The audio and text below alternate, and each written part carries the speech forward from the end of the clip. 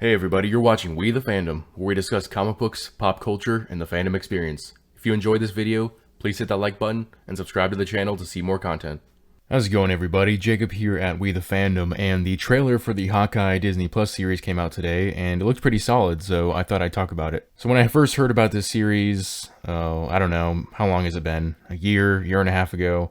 I didn't think much of it. I mean, it's Hawkeye.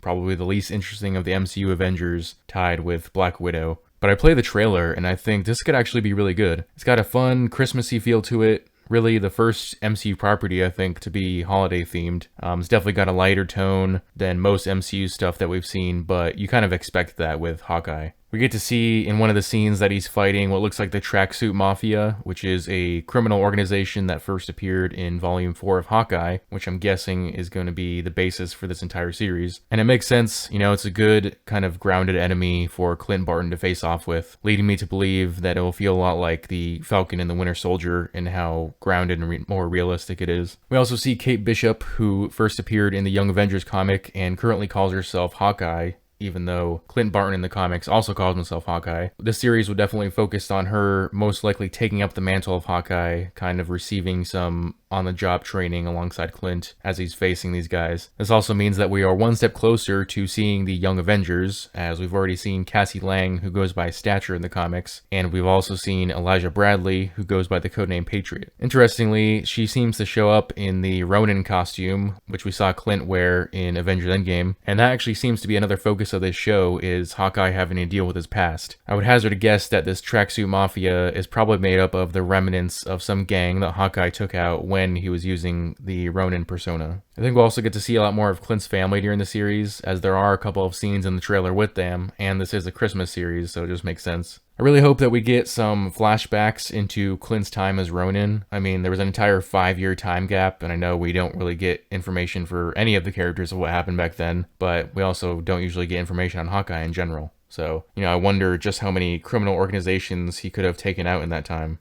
Also remember that in the post-credit scene of Black Widow, that Val had enlisted Yelena Belova to kill Hawkeye, so it's very possible that she may show up in this series, or possibly they'll string it along for a future series or even a movie. Honestly, my hopes aren't too high for this series given what we've got so far when it comes to Phase 4 of the MCU, but at the same time, I think it's possible that we can count on this series to not be a bait and switch. I think we're going to get exactly what we see in the trailers. It's hard to have any overblown expectations with a series like Hawkeye.